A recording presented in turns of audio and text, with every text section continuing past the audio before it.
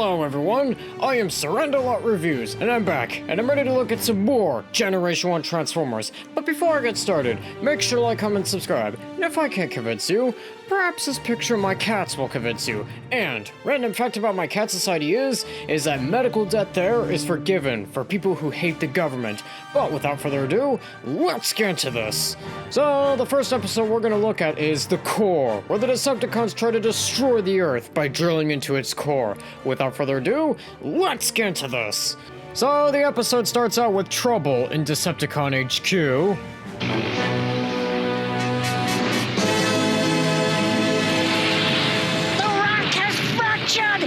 Stop the drill before everything explodes!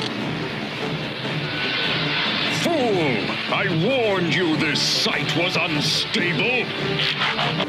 Emergency! Emergency! Decepticons, transform! We must seal that crack! Watch!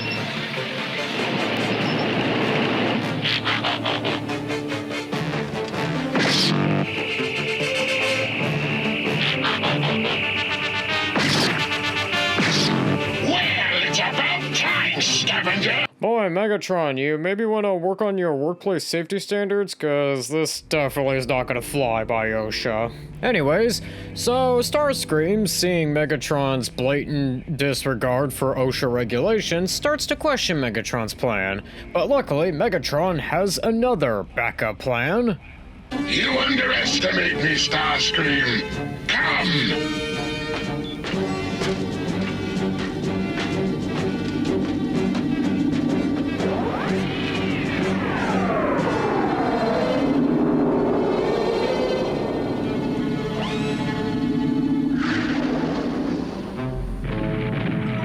Follow me.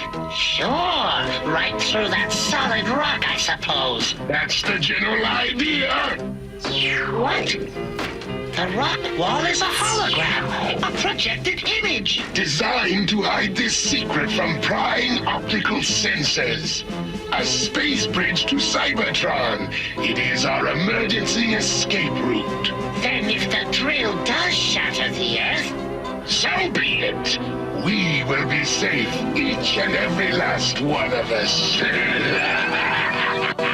Anyways, so the Autobots managed to find out where the Decepticons are by the fact that there is no river where there should be a river, and also they end up getting kicked around by Devastator, and Mirage also finds out what the Decepticons' plan is, and the Autobots manage to get away after they manage to trip up Devastator a little.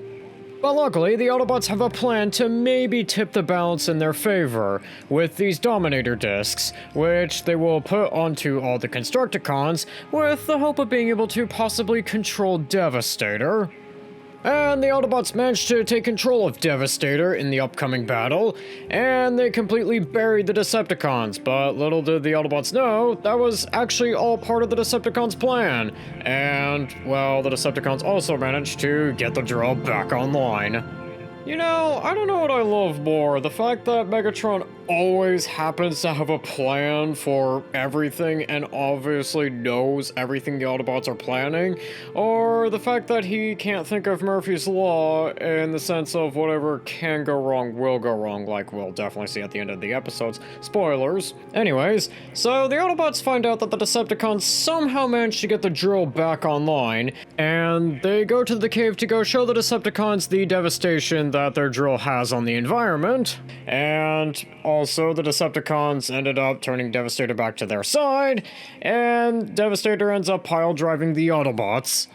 But unfortunately, the Decepticons are also not able to control Devastator, and Devastator goes and attacks the Decepticons as well as the Autobots, and also damages the controls to the drill, so they can't stop the drill, and the Decepticons are forced to go to the space bridge. But unfortunately that gets destroyed, and well, this scene here happens. the space bridge is ruined. We're doomed, just like this whole worthless planet. No, not if we can stop the drill before it penetrates to the Earth's core. Funny, we just came to the same conclusion.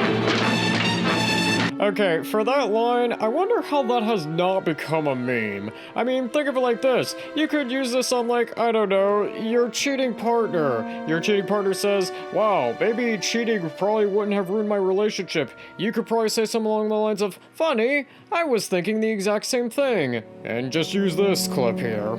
Anyways, so the Autobots and Decepticons work together to regain control of Devastator, and Devastator goes and stops the drill, and Megatron retreats. And the scene here happens. It's Devastator! Well, what have you done with noble Megatron? I'm afraid Mr. Nobility's busy saving his own neck. Wrong! He withdrew to fight Autobots another day. You haven't heard the last of Megatron. What's the matter, Chip? I guess I was hoping Devastator might join the Autobots for good, but that's probably just a dumb old dream. Hang on to your dreams, Chip. The future is built on dreams. Hang on. And overall, I will say that the core is actually one of the best episodes in the entire series. And I like how at the end, the Autobots and Decepticons have to work together to basically A, bring down Devastator, and B, stop a drill which the Decepticons constructed from destroying the world. And I also like that part with Optimus Prime at the end about how he says how the future is built on dreams. That is definitely one of Optimus Prime's best scenes in the entire series. And overall, I highly recommend the episode. You should definitely watch it, but without further ado, on to the next episode, which is Make Tracks, where Tracks helps bust one of Megatron's illegal operations. Without further ado, let's get into this. So, the episode starts out with the Autobots busting a crime ring, which primarily steals cars, by disguising Tracks as a car that is just waiting to be stolen. And also, the Autobots get back to Autobot base, at least in New York City, and Tracks decides he wants to go out and go explore New York a bit. But while out exploring, Tracks just so happens to get his tire shot, and he also gets his hood a bit dented. But luckily, this interaction here happens.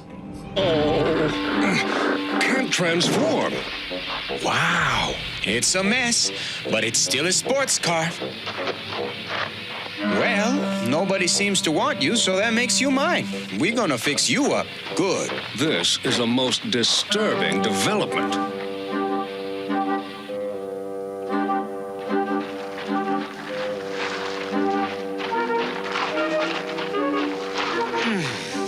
Thanks, guys.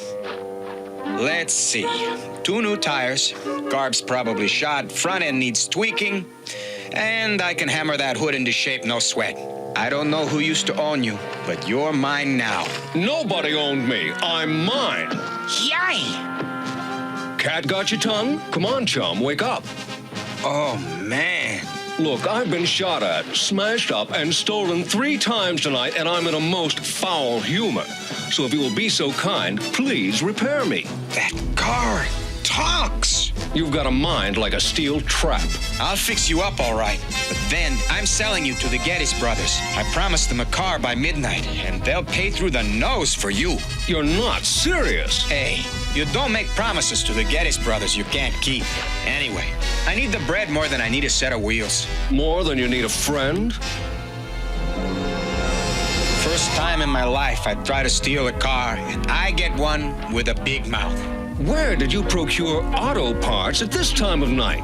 You want to get fixed up, or you want to ask dumb questions? I could always go off and do a couple of burners instead of working on you. Graffiti? Hey, I'm not in the mood to be lectured by a car, okay? What the heck is all this stuff, man? Get me fixed up and I'll show you. You haven't seen the half of me. No, don't!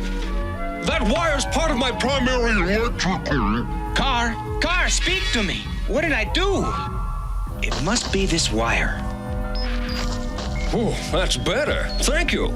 How come you shut down when I cut that wire, man? That's the main cable to my computer. Without it, I'm just an ordinary car.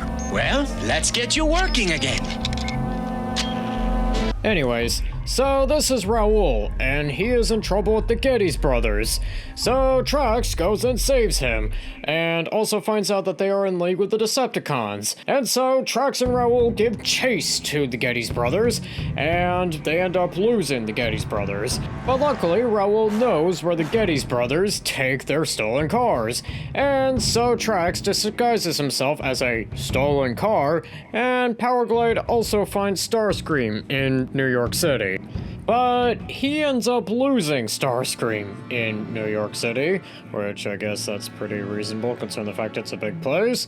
And Trax also manages to find out where the Decepticon HQ is, which leads to this scene here. Thing. That's the last of them. 500 altogether, as promised, Megatron. You have done well. Now, where's our $1 million? Right here.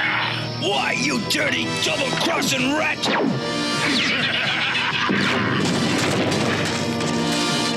I mean, gee, who could have figured you probably can't trust Megatron? It's not like he has a rap sheet a mile long of any betrayals or anything like that, because that would be crazy, wouldn't it? Anyways, so Trax goes in to go investigate the thing, and he ends up getting a little bit of problems with his whole snipped thingy, and so Raoul has to go in and go save him. And in the process, they end up having to retreat because they are very badly outnumbered, and also Trax is running low on Energon. But luckily, the Autobots are there to save them. And so Trax reports exactly what he found, and the Autobots end up finding out that the Decepticons are basically amassing their own homemade army. And so they go and fight this homemade army, but find out that there's like hundreds of them, and that they are horribly outnumbered. But also find out that they are actually probably remote controlled. So Blaster manages to jam the frequency, and they go to the factory to go destroy it. And with Megatron getting wounded by Raoul, the Decepticons decide to retreat, and the Autobots end up destroying that Decepticon factory, and the Autobots have to get a lot of work done to return those cars back to normal, and the episode ends with Raoul going straight. And overall, I will say that Make Trax is a good episode, and I really like it. I will say that's probably one of my favorites, and probably one of the more underrated episodes. I mean, I really like Raoul's introduction, and I like his relationship with Trax, and how he goes from untrustworthy to Trax to a really good friend to Trax. And I also like the Decepticon scheme here, and how it basically involves real crime, and overall, I recommend this episode. It's really underrated and probably one of my favorite episodes. But without further ado, on to the next episode, which is the Autobot Run, where the Autobots get quite a run going. But without further ado, let's get into this. So the episode starts out with the Decepticons testing out their new toy, which does this here. Now, let us see if this idiotic contraption works. I feel nothing. Your precious invention is high-tech garbage. Really? Then transform back to your root mode, Starscream, and come back to me. I can't transform. What have you done to me? I have transfixed you in your present state, and you will stay that way until I free you. Meanwhile, the Autobots are participating in a race for charity, and the Decepticons spray them with the Transfixer thingy, and then they go down there and go capture the Autobots. And the Autobots are taken to this place where there's this machine that does this to them. Bring out the Decepticon body shell. Long Haul, do the honors.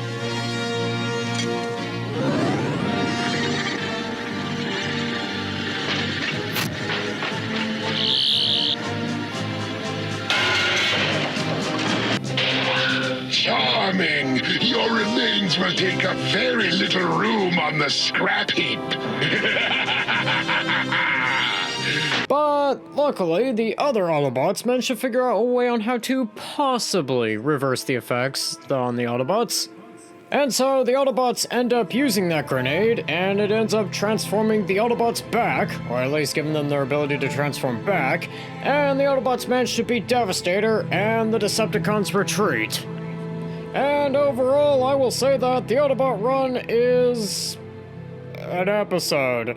This episode's kind of one of those weird ones where I don't really have a whole lot to talk about with it. I mean, I like the idea of how the Decepticons use a transfuser to basically not allow the Autobots to transform into their robot forms, and I like how the Autobots use that same transfixer to basically defeat Devastator. And that's really all I gotta say. I guess the episode's good, but that's all I really gotta say. And I think with that, that's gonna do it for today. Don't forget to like, comment, subscribe, and I'll see you in the next one.